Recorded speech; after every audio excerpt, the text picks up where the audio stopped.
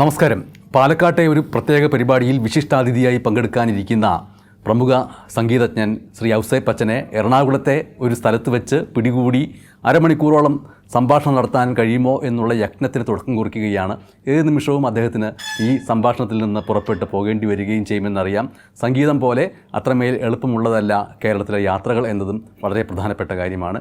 എങ്കിലും സംഗീത ജീവിതത്തിൽ 50 വർഷം പൂർത്തിയാക്കുകയും ഇപ്പോൾ തമിഴ് ചലച്ചിത്ര സംഗീത സംവിധാന രംഗത്തേക്ക് പ്രവേശിക്കുകയും ചെയ്തിരിക്കുന്ന ശ്രീ ഔസേപ്പച്ചനിൽ നിന്ന് തമിഴ് സംഗീതത്തിൻ്റെ മറ്റൊരു മുഖമുദ്ര, അത് നമ്മുടെ കഥകളിലേക്ക് ഔസേപ്പച്ചൻ്റെ തന്നെ സവിശേഷമായ രീതിയിൽ ഇനിയും പ്രതീക്ഷിക്കാൻ കഴിയുമോ എന്നുള്ള ആകാംക്ഷയുടെ വരമ്പത്ത് നിന്നാണ് നമ്മൾ തമ്മിൽ സംഭാഷണം ആരംഭിക്കുന്നത്. സ്വാഗതം.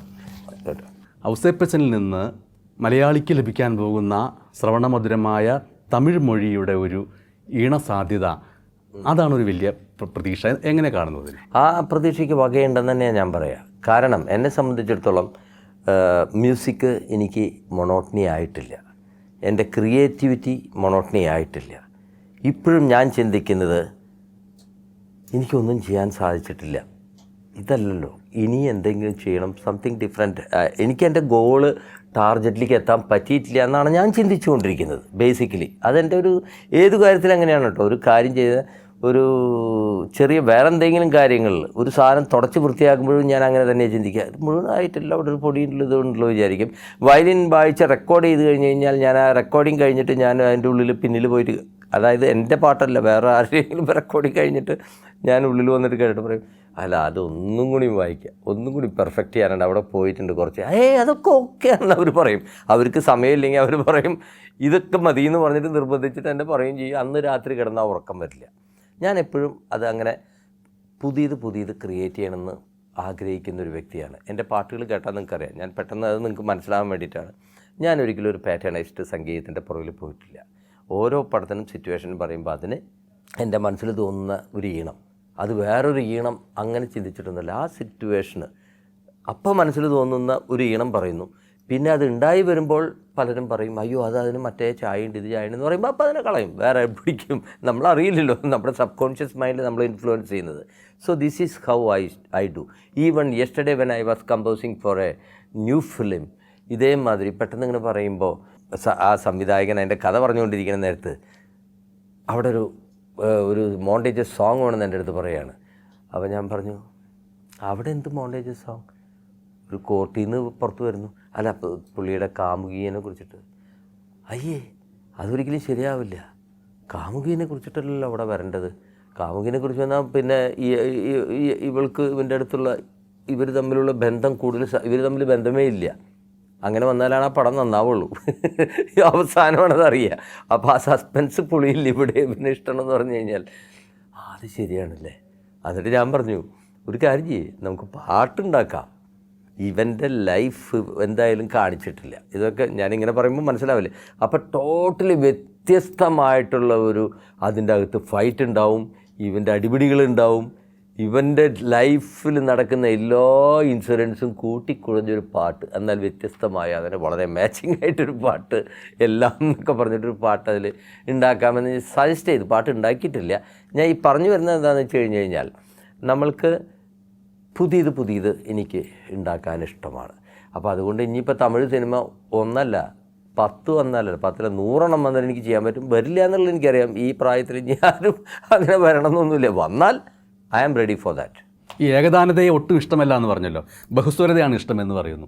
ഈ ഏകദാനത മാറ്റുന്നതിന് വേണ്ടിയിട്ട് ഇപ്പോൾ ഔസേപ്പച്ചൻ്റെ ഏത് ഗാനം കേട്ടിട്ടുണ്ടെങ്കിലും അതിൻ്റെ രാഗം എന്താണെന്ന് നമ്മൾ അന്വേഷിക്കേണ്ടതില്ല എന്ന് പറയും. കാരണം വെച്ചിട്ടുണ്ടെങ്കിൽ രാഗത്തെ സവിശേഷമായിട്ട് നിലനിർത്തിക്കൊണ്ട് തന്നെ അതിൻ്റെ മുകളിൽ ഔസേപ്പച്ചൻ്റെ ഒരു സ്പർശം നൽകാൻ ശ്രമിക്കുന്നു. ആ സ്പർശത്തിന് വേണ്ടി എന്തെങ്കിലും പ്രത്യേകമായിട്ട് ആലോചിക്കുകയോ മറ്റോ ചെയ്യാറുണ്ടോ? നമ്മളുടെ ഇമാജിനേഷൻ.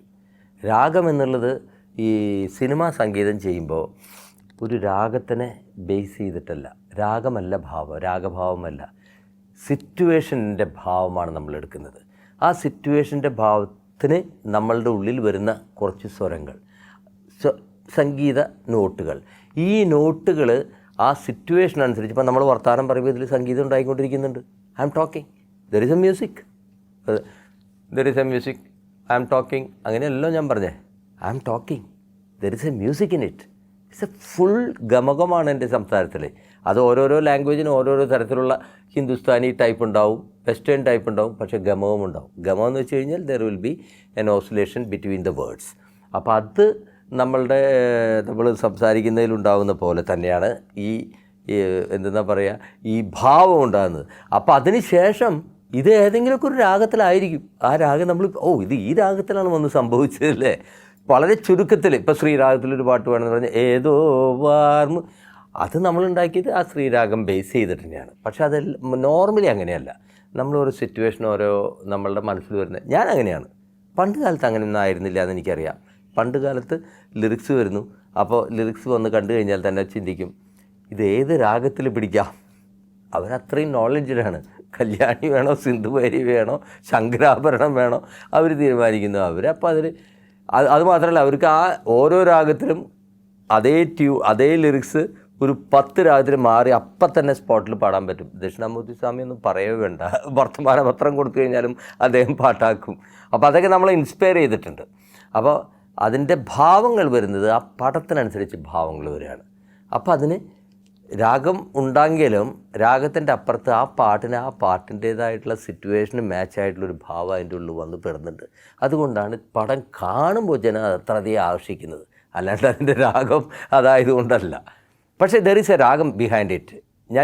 ഞാൻ പറയുന്ന ഉത്തരത്തിൽ നിന്ന് പടം കാണുമ്പോൾ ആകർഷിക്കുന്നു എന്ന് പറഞ്ഞല്ലോ. പടം കാണാതെ തന്നെ അങ്ങയുടെ ഒരു ഗാനം കേൾക്കുമ്പോൾ ഓരോ വ്യക്തിയും ആ വ്യക്തിയിൽ വ്യക്തിയുടേതായ ഒരു വ്യത്യസ്തമായ ദൃശ്യങ്ങൾ ആവിഷ്കരിച്ചുകൊണ്ട് തീർച്ചയായിട്ടും വിഷ്വൽ അത് സംഗതിയിൽ അഭിരമിക്കാതെ ഭാവത്തിൽ ഊന്നുന്നതുകൊണ്ടാണ്. അതെ, ഭാവമാണ് മുഖ്യം.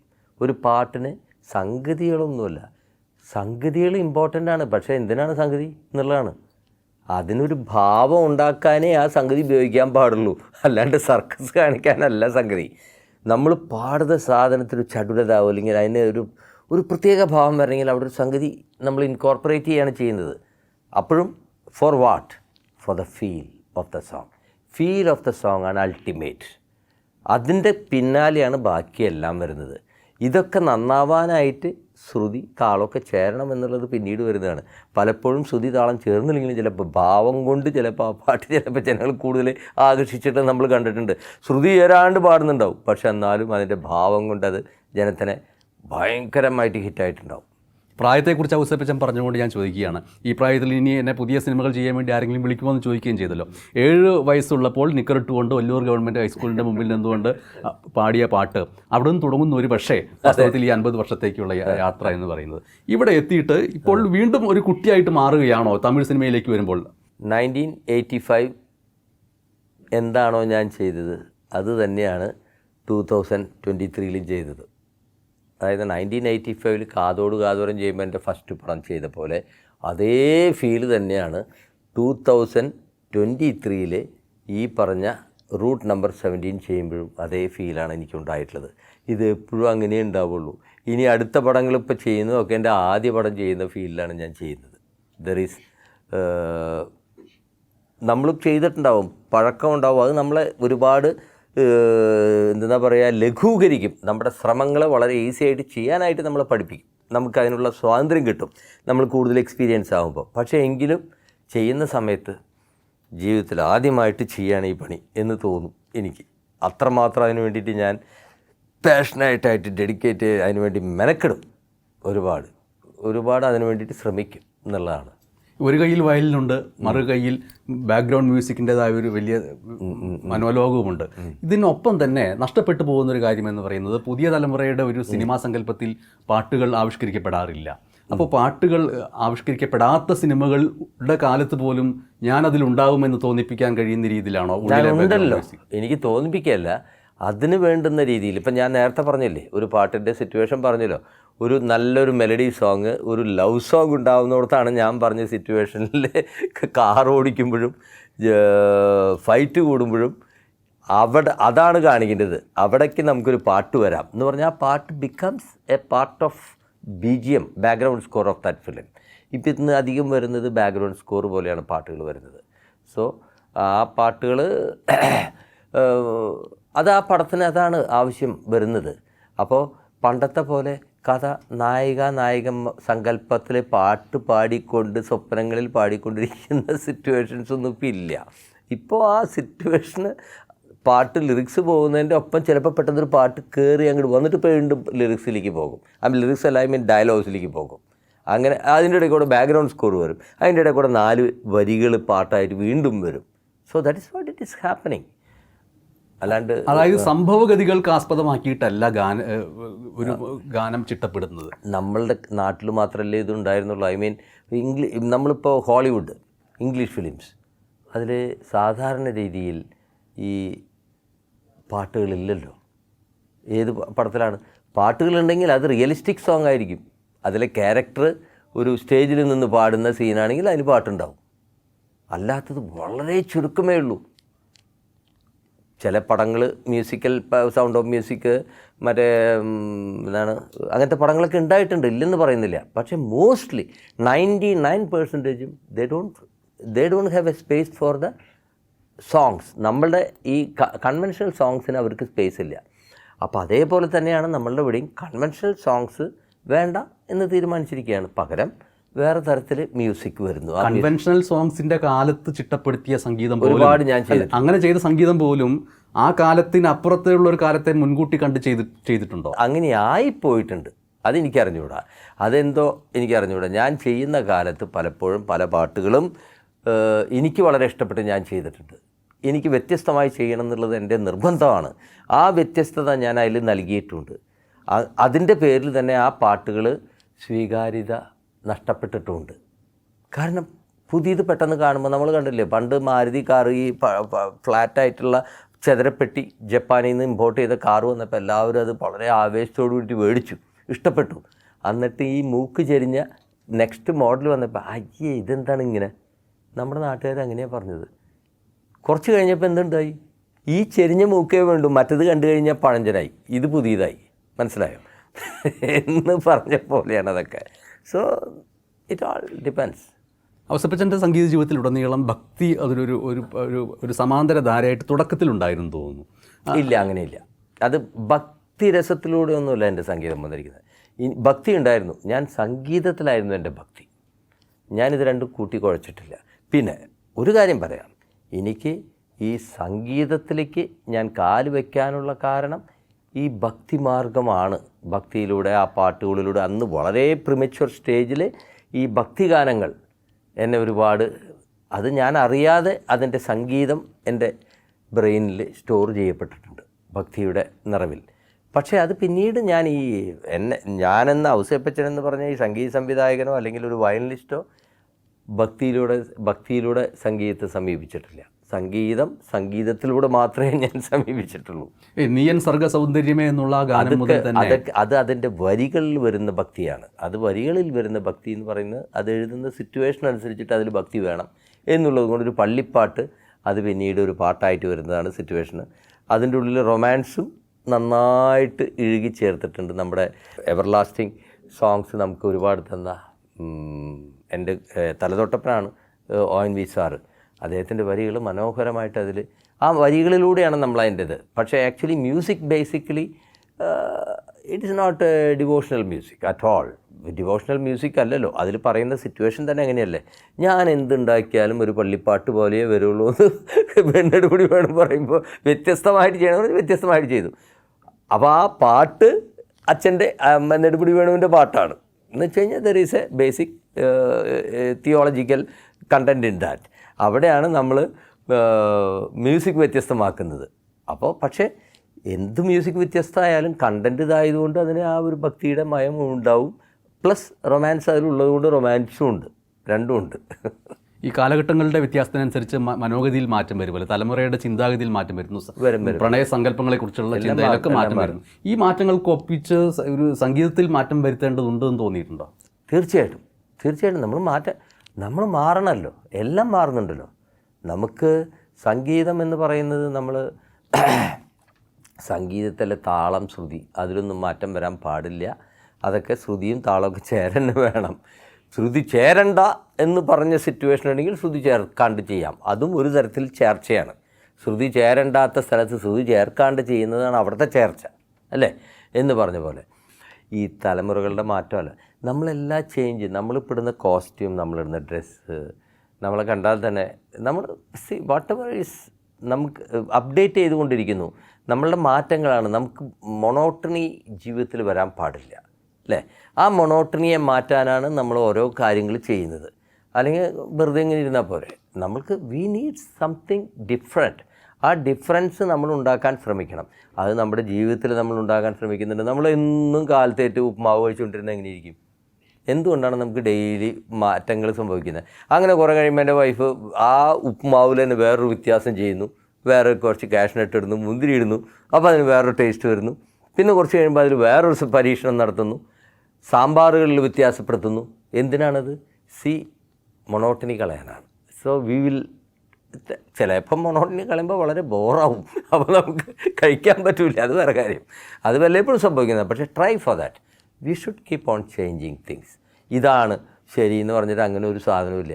അന്ന് കാലത്ത് ആദ്യം ഉണ്ടാക്കിയപ്പോഴും അതായിരുന്നില്ലല്ലോ, അങ്ങനെ ഉണ്ടായിരുന്നില്ലല്ലോ. അവർ പുതിയതല്ലേ ഉണ്ടാക്കിയത്. പാട്ടുണ്ടായിരുന്നു അതിന് മുമ്പ്? ഇല്ല. പാട്ടുണ്ടാക്കുമ്പോൾ അത് it was a new experience. ആ എക്സ്പീരിയൻസ് പുതിയ വരുന്ന തലമുറയ്ക്ക് ഉണ്ടാവണമല്ലോ. ഉള്ള സാധനം അല്ലല്ലോ അവർ ചെയ്തത്. പണ്ട് കാലത്ത് music directors when they did their first song it was totally a innovation. It was a new creation. അതുവരെയ്ക്കും ഇല്ലാത്ത സാധനം അവർ ചെയ്തു. അതവരുടെ ഭാഗ്യം. അപ്പോൾ ഇനിയുള്ള തലമുറ ചെയ്യുമ്പോൾ വേറെ ചെയ്യണ്ടേ? So that is called updation and getting updated എന്ന് പറയുന്നത് അതാണ്. Change you should. പക്ഷേ അത് ഇഷ്ടപ്പെടുന്ന രീതിയിലായിരിക്കണം എന്ന് മാത്രം.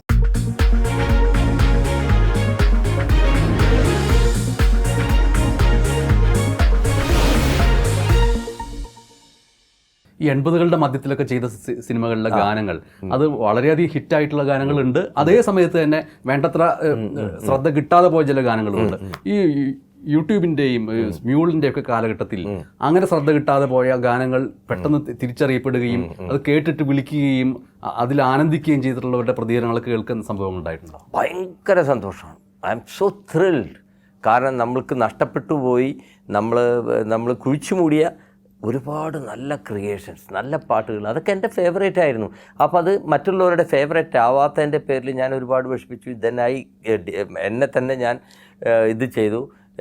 ഞാൻ ശരിയല്ല, എൻ്റെ ടേസ്റ്റ് ശരിയല്ല, എൻ്റെ ക്രിയേഷൻ ശരിയല്ല, അതുകൊണ്ടായിരിക്കാം അത് ജനം സ്വീകരിക്കാത്തതെന്നാണ് ഞാൻ വിചാരിച്ചത്. പക്ഷേ ഇന്നത്തെ കാലത്ത് തലമുറ എൻ്റെ ഒരുപാട് പാട്ടുകൾ പുതിയ പിള്ളേർ, കൊച്ചു പിള്ളേർ, 18, 19, 20 വയസ്സുള്ള പിള്ളേരെടുത്ത് പാടി അതിനെ വീണ്ടും ജീവൻ നൽകിയപ്പോൾ എന്നെ സംബന്ധിച്ചുള്ള ഒരു ക്രിയേറ്റർ എന്നുള്ള നിലയ്ക്ക് ഞാൻ ബെറി ചെയ്തിരുന്ന പാട്ടുകളാണ് അതൊക്കെ. ഞാൻ തന്നെ പലപ്പോഴും ഇവർ തുടങ്ങുന്നത് ഈ ചരണത്തിൽ നിന്നൊക്കെ തുടങ്ങുന്നത്. അപ്പോൾ ഞാൻ ഇതെവിടെ കേട്ട് പരിചയമുള്ള ഈ പാട്ട് നമ്മളൊക്കെ മറന്നുപോയി. കാരണം അത് ഒട്ടും സ്വീകാര്യത കിട്ടാത്ത പാട്ടുകളാണ്. മനസ്സൊരുപാട് അന്ന് കാലത്ത് വേദനിച്ചു. പിന്നീട് അത് പരിചയമായപ്പോൾ പിന്നെ അങ്ങനെ നമ്മൾ ശ്രദ്ധിക്കാറില്ല. ഇപ്പോൾ അത് വീണ്ടും കേൾക്കുമ്പോൾ എന്നിട്ട് ഇവൻ പാടിയിട്ട് വന്നിട്ട് ദിസ് ഈസ് മൈ സോങ് എന്ന് പറഞ്ഞിട്ട് ഞാൻ ഞെട്ടിയിട്ടുണ്ട്. സോ അതൊരു വലിയ സന്തോഷമുള്ള കാര്യമല്ലേ. അത് നമ്മളെപ്പോഴും 17 വയസ്സിൽ നിന്ന് 17 വയസ്സുകാരനാക്കി ഇപ്പോഴും നിലനിർത്തുന്നു. തീർച്ചയായിട്ടും ഉണ്ടല്ലോ, ഉണ്ട്. അത് ശരിയാട്ടാ, അതൊരു കണ്ടുപിടുത്തമാണ്. ഒരുപക്ഷെ ഞാനിപ്പോൾ ചെയ്യുന്നത് 17കാരന് ഇഷ്ടമുണ്ടല്ലോ, അന്ന് ചെയ്തേ ഇഷ്ടമുണ്ട്. അപ്പോൾ ഇനിയിപ്പം ഞാൻ പറയുന്നത്, ഞാൻ പലപ്പോഴും ചിന്തിച്ച ഒരു കാര്യം, ഇപ്പം ഞാൻ ചെയ്യുമ്പോൾ സൂക്ഷിക്കണം. കാരണം 35 കൊല്ലം മുമ്പ് ഞാൻ ചെയ്ത കാര്യം അന്ന് കുഴിച്ചു മൂടപ്പെട്ടത് വീണ്ടെടുക്കപ്പെട്ടപ്പോൾ ഇവരിത് ആഘോഷിക്കുന്ന കാണുമ്പോൾ അതിൽ ആനന്ദിക്കാൻ ഞാനുണ്ട്. ഇനി ഇപ്പം ചെയ്യുന്നതൊരു 35 കൊല്ലം കഴിഞ്ഞിട്ട് കേൾക്കണം എന്ന് പറയുമ്പോൾ അതിൻ്റെ ഒരു അതുകൊണ്ട് ഇപ്പം ഞാൻ ഇനി ചെയ്യുന്നത് ഇപ്പോൾ കേൾക്കുന്നവർക്കും സ്വീകാര്യത ഉണ്ടാകണം, ഇതിൻ്റെ അപ്പുറത്തേക്ക് പോകരുത് എന്നൊരു ചിന്ത പേരുണ്ട് കേട്ടോ.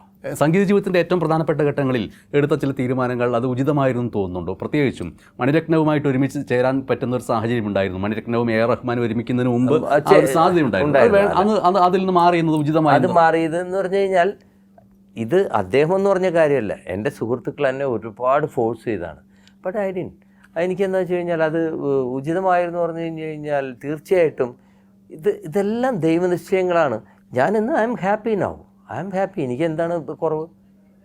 ഐ ഡോണ്ട് വാണ്ട് ടു നമ്മളൊരു എപ്പോഴും ഞാൻ പറയട്ടെ, ജീവിതത്തിൽ നമ്മൾ ശ്രദ്ധിക്കേണ്ടത് ഉയരങ്ങളിലേക്ക് ഏറ്റവും അത്യുച്ചകോടിയിൽ എത്തിയില്ല എന്ന് പറഞ്ഞത് സങ്കടപ്പെടരുത്. കാരണം ആ സ്ഥാനം അവിടെയുണ്ട്. Any time you can go there. Once അവിടെ പോയതിന് ശേഷം തിരിച്ചിറങ്ങേണ്ടി വരും. ആ ഇറക്കം വേദനാജനകമാണ്. അത് സഹിക്കാൻ ബുദ്ധിമുട്ടാണ് ആ ഇറക്കം. അതിലും ഭേദം അവിടെ എത്തിയിട്ടില്ല, നമ്മളവിടെ പോവും, എത്തും, വരുന്നുണ്ട്, നല്ലതാണ്, ഒരു ഹോപ്പ് അവിടെ നിലനിർത്തുന്നതാണ് ജീവിതത്തിലെ സംഗീതമല്ല എല്ലാവർക്കും നല്ലത്. നമ്മളവിടെ എത്താൻ വേണ്ടി ഇങ്ങനെ നിന്നാൽ മതി. അപ്പോൾ ആ ടാർഗറ്റായിരിക്കും നമ്മളുടെ ആരോഗ്യത്തിൻ്റെ വലിയ ഒരു പവർ എന്ന് പറയുന്നത്. കാരണം നമ്മൾക്കൊരു കാര്യം നടക്കേണ്ടതുണ്ടെന്നുള്ളത് നമ്മളുടെ മെറ്റാബോളിസം മാറും, അല്ലെങ്കിൽ ബോറടിച്ച് പോകും. നമ്മളവിടെ എത്തിക്കഴിഞ്ഞു, എല്ലാം എത്തിക്കഴിഞ്ഞ് കഴിഞ്ഞാൽ പിന്നെ ബോറടിച്ചു കഴിഞ്ഞു, പിന്നെ അവിടെ നിന്ന് താഴോട്ടാണ്. ഇപ്പോൾ തമിഴിൽ സംവിധാനം ചെയ്തിരിക്കുന്ന ഈ നിർവഹിച്ചിരിക്കുന്ന ഈ ഗാനത്തെക്കുറിച്ച് പറഞ്ഞ ഘട്ടത്തിൽ അങ്ങ് പറയുകയുണ്ടായി, ഡിമാൻഡ് ചെയ്യപ്പെടുന്ന രീതിയിൽ വന്നാൽ ഇനിയും ആ രീതിയിലുള്ള പല രീതിയിലുള്ള വ്യത്യസ്തമായ ഗാനങ്ങൾ ചെയ്തു. പക്ഷേ ഡിമാൻഡ് ഒന്നും ചെയ്യപ്പെടുന്നില്ല എന്ന് വിചാരിക്കുക. പാലക്കാട്ടേക്ക് ഒരു യാത്ര പോകുന്നു, കാറിൽ ചാഞ്ഞിരിക്കുന്നു, ആ സമയത്ത് സ്വയം അറിയാതെ പലതരത്തിലുള്ള രാഗങ്ങളോ താളങ്ങളോ സ്വന്തം സംഗീതമോ ഒക്കെ വന്ന് നിറയാറുണ്ടോ? അതിനെങ്ങനെയാണ് അതിനെ ഓർത്ത് വെച്ച് പിന്നീട് ഭാവിയിലേക്ക് ഉപയോഗിക്കാൻ വേണ്ടി ചെയ്യാറുണ്ടോ? അതൊക്കെ ചെയ്യാറുണ്ട്. പക്ഷേ അത് ഞാൻ സത്യം പറഞ്ഞു കഴിഞ്ഞാൽ ഞാൻ ഉടനെ ടേപ്പ് ഇത് എടുക്കും. ഇന്ന് വളരെ എളുപ്പമല്ലേ, പണ്ടൊന്നും അത് പറ്റിയിരുന്നില്ല. പണ്ട് നൊട്ടേഷൻ എഴുതും, മനസ്സിലെന്തെങ്കിലും തോന്നി കഴിഞ്ഞാൽ ഏതെങ്കിലും ഒരു പേപ്പർ എടുത്തിട്ട് അതിൽ അതിൻ്റെ സ്വരങ്ങൾ എഴുതി വയ്ക്കും. അന്നാണ് അങ്ങനെ ചെയ്തിരുന്നത്. ഇന്നിപ്പോൾ അങ്ങനെയല്ല, ഇത് എടുക്കും, അതിൽ ഓഡിയോ അമർത്തും, അപ്പം പാടും. പക്ഷേ ഇതിൻ്റെ ഒരു ഭാഗ്യം എന്താണെന്ന് വെച്ച് കഴിഞ്ഞാൽ ഈ പാടിക്കഴിഞ്ഞാൽ ഇതിവിടെ രജിസ്റ്ററായി. ഒരു തവണ പാടിക്കഴിഞ്ഞാൽ ഇതിൽ പാടിയാൽ രജിസ്റ്റർ ആവില്ല. ഇതിൽ നമ്മൾ റെക്കോർഡ് ചെയ്തു എന്ന് വരുമ്പോൾ ഓട്ടോമാറ്റിക്കലി ഇറ്റ് ഈസ് രജിസ്റ്റേർഡ്. പിന്നെ അത് റീകളക്ട് ചെയ്യാൻ ഇത് കേൾക്കേണ്ട കാര്യമില്ല. ഇതിലിപ്പോൾ അങ്ങനെ ഒരുപാട് ട്യൂണുകളുണ്ടാവും, അങ്ങനത്തെ പുതിയത്. ഇത് കേട്ട് കഴിഞ്ഞ് കഴിഞ്ഞാൽ പുതിയ ട്യൂണുകൾ പലതും എടുക്കാൻ പറ്റും, പക്ഷേ നമ്മൾ ഉപയോഗിക്കേണ്ട ആവശ്യമില്ലാത്തത്. പക്ഷേ ബേസിക്കലി നമ്മളിപ്പോൾ ഒരു കമ്പോസിങ്ങിലിരിക്കുന്ന ആ സമയത്ത് ഒരു തോട്ട് നമ്മൾക്ക് കാർ സഞ്ചരിക്കും വന്നു കഴിഞ്ഞാൽ ഉടനെ ഇതിൽ പാടിയിടുന്നു, ആ പാടിയിട്ട സാധനം ഇവിടെ കിടക്കും. പിറ്റേ ദിവസം അത് തന്നെയാണ് മനസ്സിൽ വരുള്ളൂ. കാരണം ഇത് രജിസ്റ്റർ ആവും നമ്മളെ മനസ്സിൽ ഒരിക്കൽ റെക്കോർഡ് ചെയ്ത് കഴിഞ്ഞ് കഴിഞ്ഞാൽ.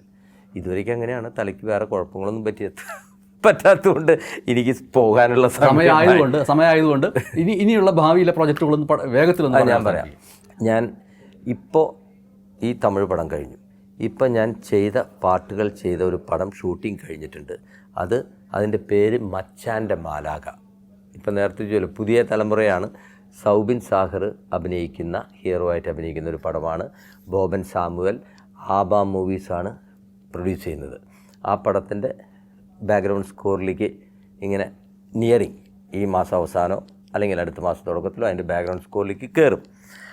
പിന്നെ ഒരു ജോജൻ ജോസഫ് സംവിധാനം ചെയ്യുന്ന ഡേവിഡ് എന്ന് പറഞ്ഞൊരു പടം, അതിൻ്റെ ഒരു പാട്ട് കമ്പോസ് ചെയ്ത് കഴിഞ്ഞിട്ടുണ്ട്. പിന്നെയുണ്ട് 2-3 പടങ്ങൾ എനിക്ക് പെട്ടെന്ന് ചക്ര പോലെയുള്ള സിനിമ പോലെ ഒരു ഇംഗ്ലീഷ് സിനിമകളിലൊക്കെ സംഗീത സംവിധാനത്തിനുള്ള സാധ്യതകളുണ്ടോ? English cinema I don't think മേക്കാം. ഞാനങ്ങനെ ഒന്നും നിയറായിട്ട് ഇംഗ്ലീഷ് സിനിമ ചെയ്യുന്നത് ആരൊക്കെ ഇടയ്ക്കൊക്കെ ചില കാര്യങ്ങളൊക്കെ പറയാറുണ്ട്, പക്ഷെ അതൊന്നും സാധ്യമായിട്ടില്ല. ഇന്നിപ്പോൾ ഇവിടെ പുറത്ത് എൻ്റെ സംഗീതം വേണമെന്ന് പറഞ്ഞിട്ട് കുറച്ച് ചെറുപ്പക്കാർ വന്നിട്ടുണ്ട്. അതൊരു പുതിയ പടമാണ്, അത് പേരൊന്നും ഇട്ടിട്ടില്ല. അങ്ങനെ ഒരു പടം നിൽക്കുന്നുണ്ട്.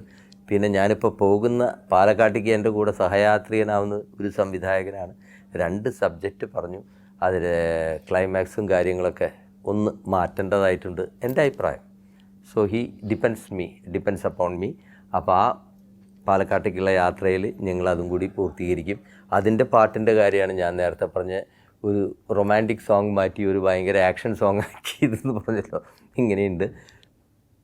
പിന്നെ ഇത് 2-3 പിന്നെ അതിൻ്റെ പേരറിയില്ല. അക്ബർ ട്രാവൽസ് അവരെടുക്കുന്ന ഒരു പടം, പുതിയ പടമാണ്.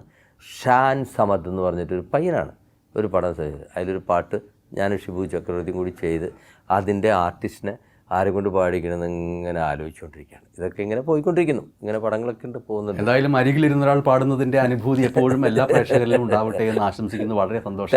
Thank you so much.